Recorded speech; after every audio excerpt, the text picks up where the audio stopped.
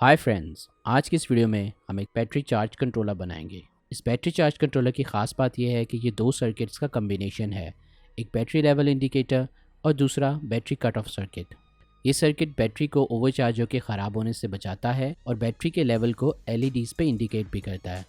तो चलिए अब इस वीडियो को स्टार्ट करते हैं और इस प्रोजेक्ट को बनाते हैं। अगर आपने मेरे चैनल को अभी तक सब्सक्राइब नहीं किया तो नीचे दिए गए सब्सक्राइब के बटन को प्रेस करें और मेरे चैनल को सब्सक्राइब करें और इसके साथ दिए गई नोटिफिकेशन बेल को जरूर प्रेस करें ताकि आपको मेरी हर न्यू आने वाली वीडियो के बारे में नोटिफिकेशन मिल सके।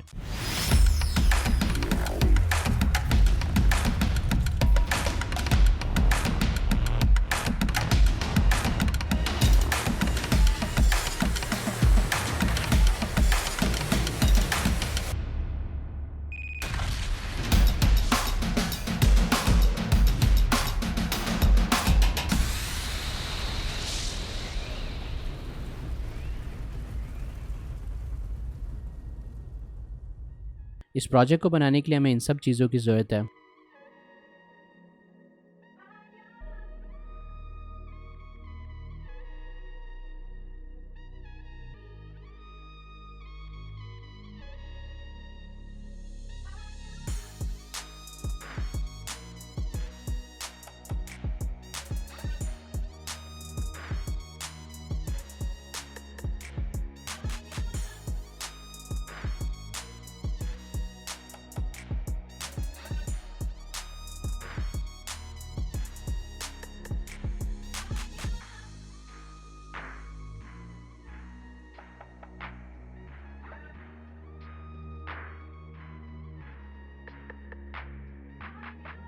सबसे पहले मैं LM324 IC को कनेक्ट करूंगा और इसकी पिन नंबर 4 को पॉजिटिव सप्लाई के साथ और इसकी पिन नंबर 11 को ग्राउंड के साथ कनेक्ट करूंगा। इसके बाद इसकी पिन नंबर 3, 5, 10 और 12 को आपस में कनेक्ट करूंगा।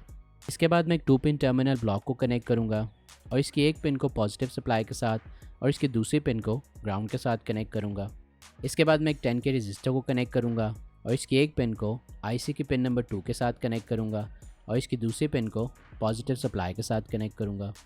इसके बाद मैं एक 100 ओम रजिस्टर को कनेक्ट करूंगा और इसकी एक पिन को IC की पिन नंबर 2 के साथ और इसकी दूसरी पिन को IC की पिन नंबर 6 के साथ कनेक्ट करूंगा। इसके बाद मैं एक 100 ओम रजिस्टर को कनेक्ट करूंगा और इसकी एक पिन को IC की पिन नंबर 6 के साथ और इसकी दूसरी पिन को IC की पिन नंबर 9 के साथ कनेक्ट करूंगा। इसके बाद मैं एक 100 ओम रजिस्टर को कनेक्ट करूंगा और इसकी एक पिन को IC की पिन नंबर 9 के साथ और इसकी दूसरी पिन को IC की पिन नंबर 13 के साथ कनेक्ट करूंगा। इसके बाद मैं एक 3 वोल्ट ज़ीना डायोड को कनेक्ट करूंगा और इसके कैथोड को IC की पिन नंबर 13 के साथ कनेक्ट करूंगा और इसके एनोड को ग्राउंड के साथ कनेक्ट करूंगा।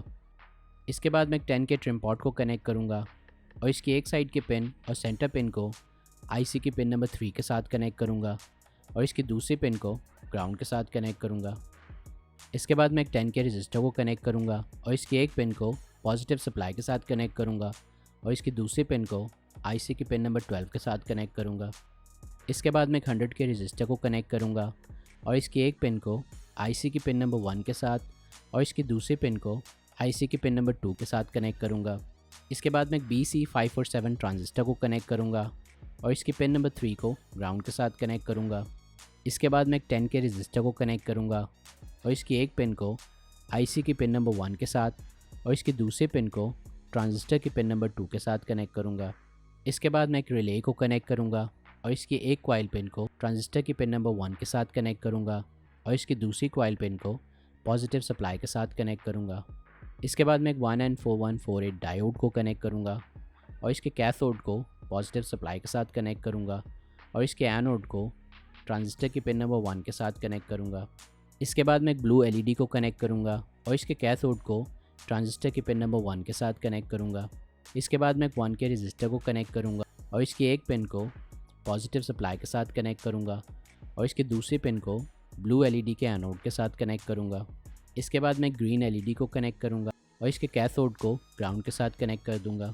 इसके बाद मैं एक 1 के रजिस्टर को कनेक्ट करूंगा और इसकी एक पिन को IC की पिन नंबर 7 के साथ कनेक्ट करूंगा और इसकी दूसरी पिन को ग्रीन LED के एनोड के साथ कनेक्ट करूंगा।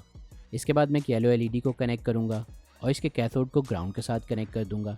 इसके बाद मैं एक 1 के रजिस्टर को कनेक्ट करूंगा और इसकी एक पिन को IC की पिन नंबर 8 के साथ कनेक्ट करूंगा और इसकी दूसरी पिन को येलो एलईडी के एनोड के साथ कनेक्ट करूँगा। इसके बाद मैं एक येलो एलईडी को कनेक्ट करूँगा और इसके कैथोड को ग्राउंड के साथ कनेक्ट कर दूँगा। इसके बाद मैं एक 1K रेजिस्टर को कनेक्ट करूँगा और इसकी एक पिन को आईसी की पिन नंबर 14 के साथ कनेक्ट करूँगा और इसकी दूसरी पिन को दूसरी येलो एलईडी के एनोड के साथ कनेक्ट करूँगा। इसके बाद मैं एक रेड एलईडी को कनेक्ट करूँगा और इसके कैथोड को ग्राउंड के साथ कनेक्ट करूँगा।